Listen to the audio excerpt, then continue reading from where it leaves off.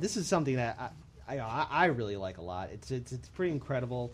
But apparently, in the city of San Francisco, they're going to apply the state's new cannabis legalization law to past cases, and it's a move that will wipe thousands of criminal convictions off the books. And I'm saying, finally, it's about time because I think we've all know what cannabis is and really how it affects people and really how this war on drugs has really impacted a lot of working class and minority communities. And basically, the war on drugs was a way to basically target said groups and anyone who was against like the Nixon administration. It actually started way back during President Nixon's administration. And since this war on drugs, so many people have been arrested just for holding like a gram.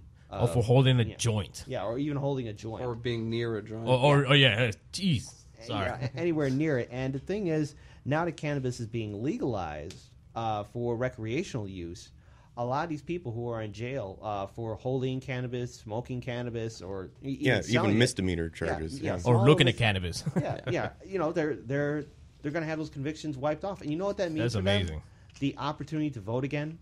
The opportunity to get a job without being cast aside, the opportunity to return to have some normalcy in their lives, and to now smoke marijuana for legally. Yeah, and plus enjoy their rights. And plus, if it's legal, not only the entire state of California, but it's a chance for them to actually not look over their shoulder as much. Now, of course, getting out of prison, there's a lot of issues, to be reacclimating into society, but it's finally one less thing they have to worry about, especially in that state. What's interesting about this act that they've done is that in the bill passed by California, there's a subsection of it that says that you have the right to basically have your record expunged if you've been convicted of these type of crimes. What San Francisco did was they just said, we're just going to enforce that as if it's something that we're enforcing instead of something you have to fill out.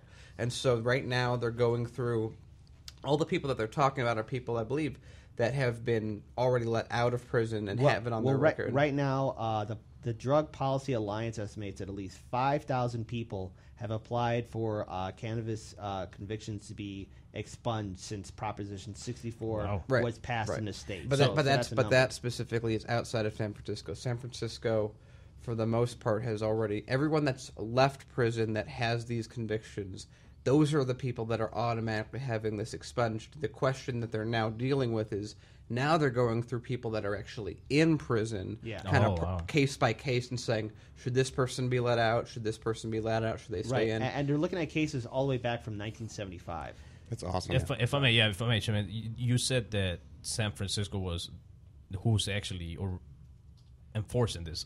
They're basically removing the opt-in nature of it. So elsewhere in California, you've got to be like, I want my record cleared. Right. In San Francisco, they're like, we're just going to do it for everybody. Here, do it. You're cool. Here, come here. All right. Yeah. That's nice, man. Which the biggest benefit is for the workforce, right? Yeah, but this is what I'm saying, though, Paul. It's you were wrong for convicting somebody for something that's not a drug. So you know what? It should be on your will to be like, yes, you know what? We're not even gonna tell you. We're just gonna do it for you, and and now we're gonna make it public and say we're sorry. I like that. Instead of saying like, oh, go to court and come and fight. Oh my God, go to expungement. Trust me, it's something that clearly the people want to be legal, and it makes perfect sense. And like I was saying, like the ability for people who have felonies on their record to now get a job, to vote again, that is amazing.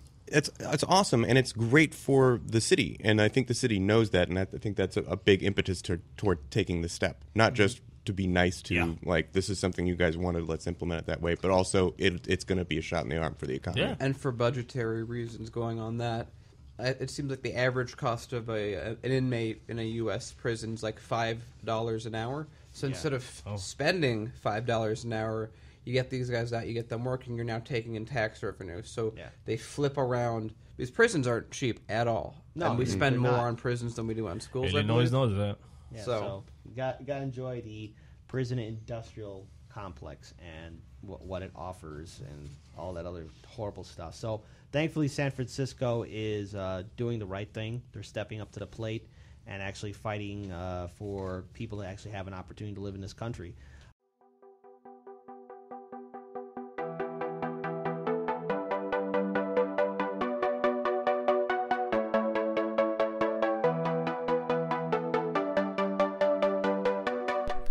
You're watching Hard Lens Media.